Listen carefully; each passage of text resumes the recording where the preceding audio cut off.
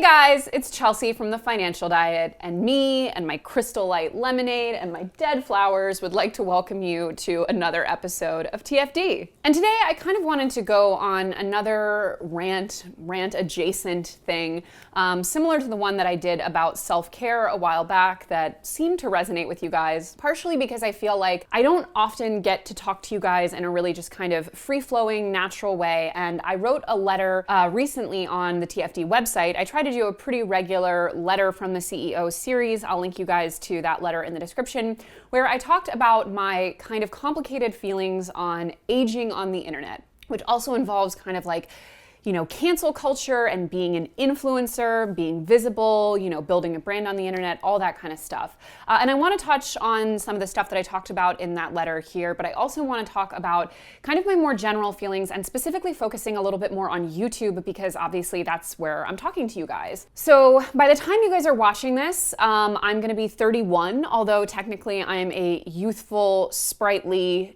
dewy 30 while filming this. And 31 basically makes me an ancient, decrepit corpse by YouTube standards. I'm much older than the average YouTube audience. A lot of times the people who are most impressed by the fact that I'm a YouTuber are like my husband's 10-year-old cousins. So I definitely feel my oldest on this platform compared to all the other places that I do stuff, such as the TFD website, or even on social media. And in a lot of ways, I like that because the audience who watches our channel tends to be a little bit older than the YouTube average. And I never feel more grateful for that than when I go to like VidCon and so many YouTubers my age are being swarmed by fans who are literal teenagers or preteens. And let me tell you that those fan interactions are not nearly as respectful or fun as they are when like a 28-year-old comes up to you and says, "Hey, I love your channel. It helped fix my credit score." So in general, I feel grateful to be the age that I am on YouTube, and also happy that the focus of my channel is not myself as a person,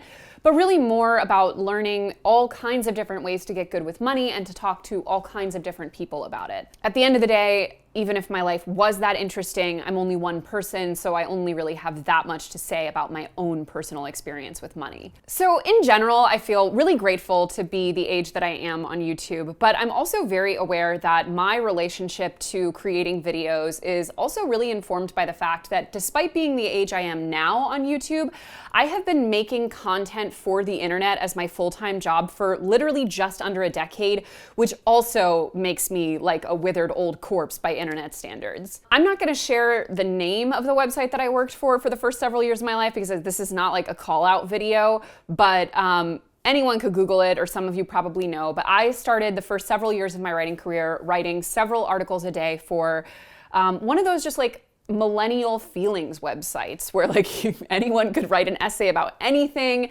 You know, I was writing like listicles about the hottest men that look like corpses, and like what your favorite fast fashion store says about like your sex life, just like crazy stuff. And also tons of really embarrassing essays about my feelings. Again, Google me, drag me, roast me, I don't care. I had to pay the bills. But so from a pretty young age, I was writing articles for public consumption, and that comment section was ruthless. So I definitely from an early time got used to the idea of really putting myself out there and not being too overly concerned with, you know, the response, and being not so worried about what other people thought of me on the internet. And kind of by, you know, chance, but also mostly because of my own ignorance and stupidity, one of the first articles I wrote that would kind of really blew up for a terrible reason. Basically, I was like canceled, even though we didn't have the term at the time, because I wrote an article basically saying that like slut shaming was like not entirely wrong, and that women dressing in a certain way sent the bad message. Like really naive, really stupid. I think I was 21 or 22 at the time that I wrote it, and I had definitely been, like many of us, you know, as teenagers through college age, surrounded by pretty bad ideas. And I didn't really know anything about feminism, and I didn't really know anything about what it really means to say that about a woman, or to imply that about a victim of assault. And I was rightfully dragged throughout the internet. I still to this day, it's almost 10 years later, I still to this day will get nasty emails and comments about it. But ultimately, like, I'm glad that it happened really early on in my career, because I think, you know, I've had time to just take total ownership of it. I think on the year anniversary of when I wrote it, I also wrote a follow-up letter apologizing again, but also kind of just like explaining how I'd grown since that point, and of course I think the total opposite now, but I also think it was good that it happened at that time because I learned very early on that what you say on the internet has consequences and means something, and you're not just typing something into the void. You have to have a real sense of ownership around the things that you're willing to put your name on. And of course, I'm not going to link to my own horrible article in the comments, but it's still online, so have a field day, guys. You can also read like 100 takedown articles about it, which I deserved. And I'm sure there are other things that I wrote, maybe as a teenager or, in my very early 20s that I would cringe looking back on or I would regret now. But knowing that one of the worst things I ever wrote has already been eviscerated, by the internet at large, I now measure my words a lot more, and I do feel a complicated relationship toward cancel culture, as I'm sure a lot of people do, but I also understand that in the best iteration, when there are people who are willing to learn and talk, and people who are willing to listen, or people who are willing to be patient, there can be real growth. One of the feminist writers who wrote a scathing takedown of my work is now a friend of mine. We ended up becoming friends in real life because I wanted to learn more about her point of view. So all of that to say, not only am I old for YouTube standards, I've been around the block, baby. I'm no spring chicken. I am forged in the fires of the internet. I know this shit like the back of my hand. But that gives me what I think is a very unique relationship to the internet at large. And it also gives me a relationship to aging on the internet. And I've found over the past couple of years on YouTube in particular, but the internet in general, that it can be really hard for people to find ways to age gracefully. I remember last year during the Tati Westbrook, James Charles debacle, I, like many of you probably, was glued to videos about it, people's reactions to it, discussions about it. I watched like 4 different hour-long videos by this one YouTube makeup vlogger, Smoky Glow.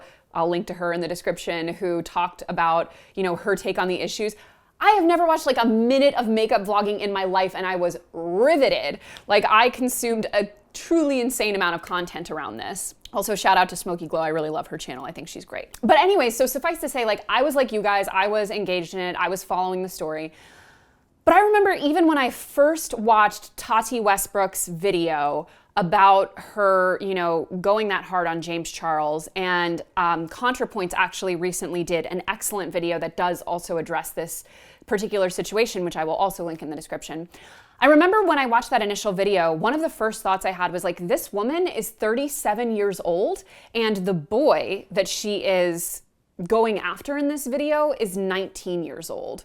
And I think after watching James Charles's last video, like many of you, I have a much more nuanced view of the situation than I was when I initially watched Tati's video and felt very one-sided, James Charles is canceled, basically. But even at that time, even when I thought, okay, let's assume that everything she's saying is true, I had a strong feeling of, even if everything she's saying is true, is this the best forum and the best approach for a 37-year-old woman to take in trying to somehow teach a lesson to or force a moment of growth on a 19-year-old, to me, boy, I guess you could say man.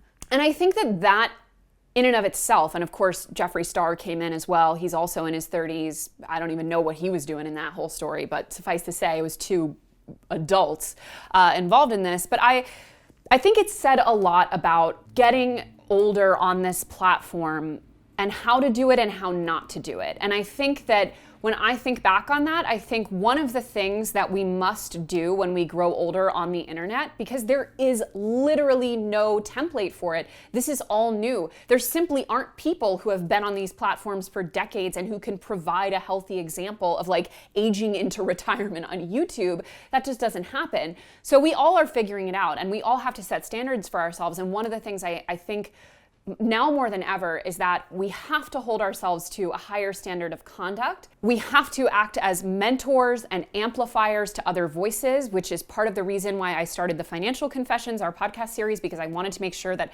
I'm passing the mic as much as I'm using the mic, but that we also have to have a really, really clear set of standards for when we will versus when we won't weigh in on a situation or put ourselves out there about something.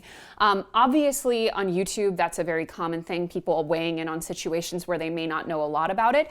But let's look at Twitter, which is probably the #1 social platform for firing off a crazy opinion about something when you've only read a headline about it, or when you really have no context for a situation, where things like the so-and-so is over party can become a viral hashtag within a matter of minutes, or even a news story can be completely misreported and misunderstood. I think I'd mentioned in a previous video that a really important habit to cultivate in general as you get older, but especially as you get older if you have a presence online, is to be really, really discerning about when it's right for you to weigh in on something, have an opinion on something, when you're really qualified to do it, and when it's okay to either remain silent or say, I really don't know. If it comes down to a situation like making a call out to someone, listen, spoiler alert, I've had people in this industry with whom I've had negative experiences. I've had people in this industry who have been duplicitous financially, duplicitous professionally, who have behaved in an extremely unprofessional way, who have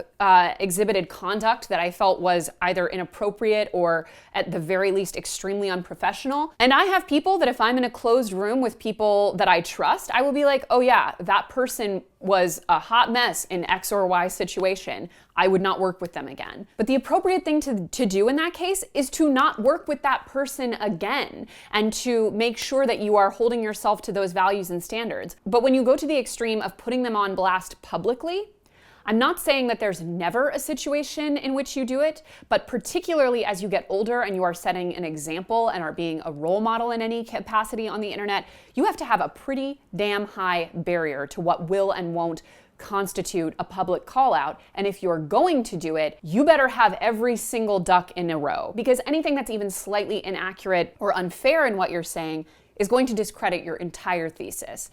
So I think, I've seen, even in the past year, a ton of what could be described as YouTuber drama, or people fighting over whether it's a person or a situation or what have you. And in 99% of those cases, when I see a person who is my age or close to it or older engaging in these things, my automatic response is, you're too old for this.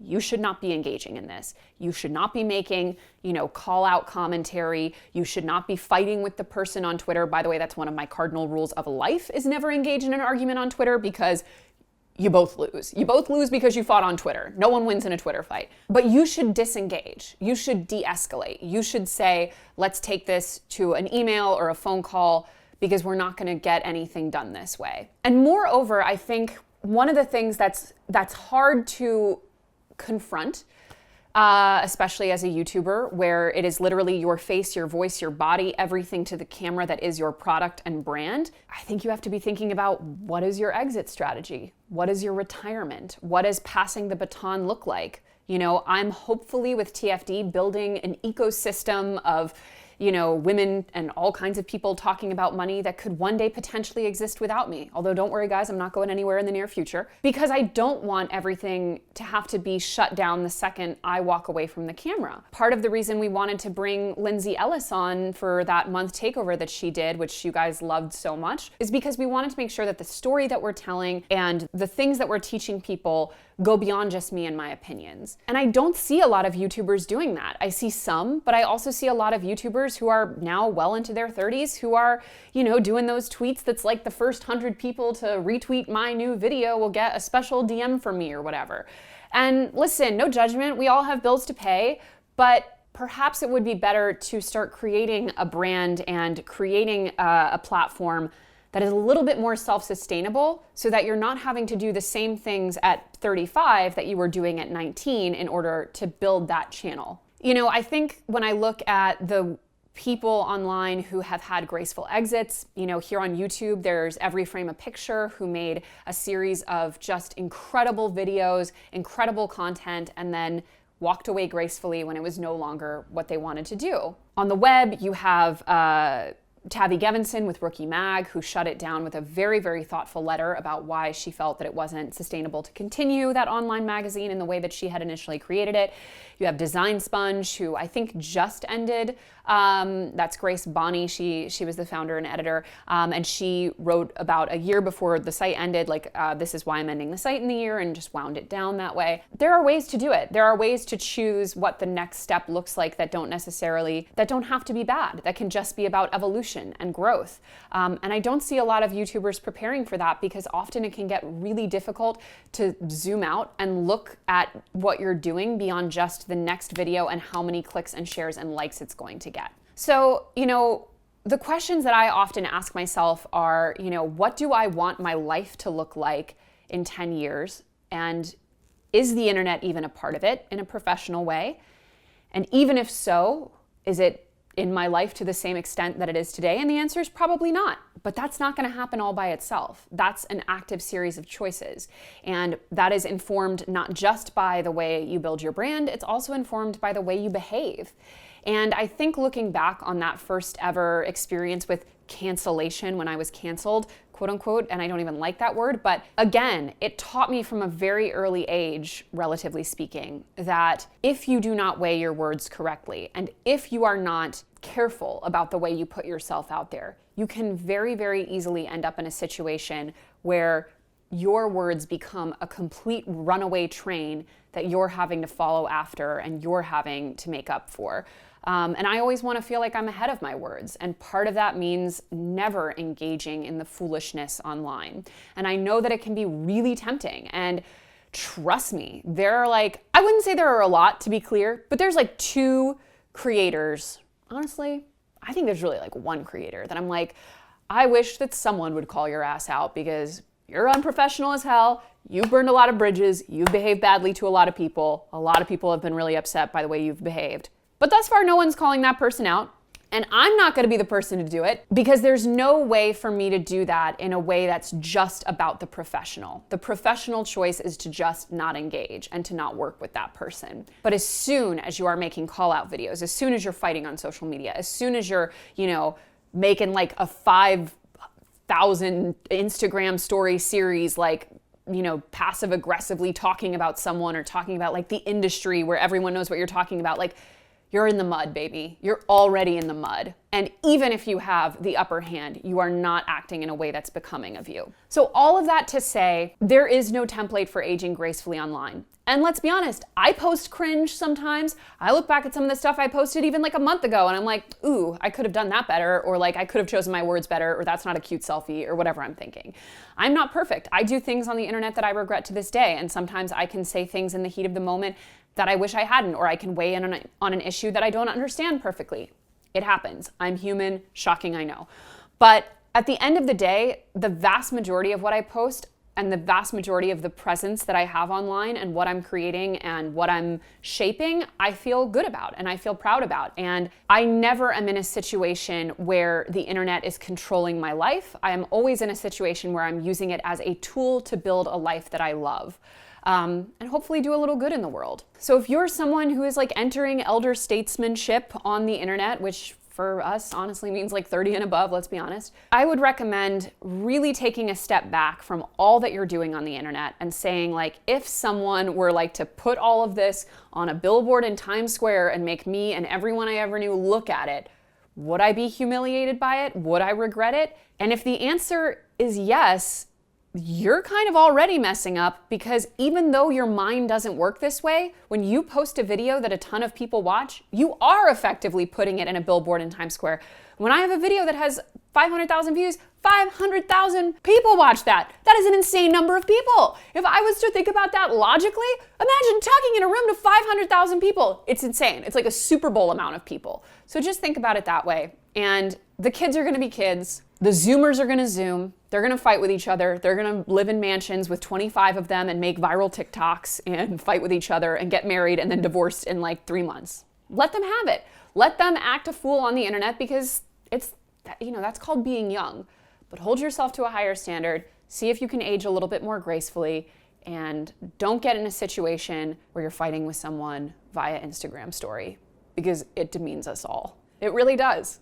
All right, guys. Thank you for sitting with this meta commentary of what it means to be on YouTube. I'll be back next week with hot money tips.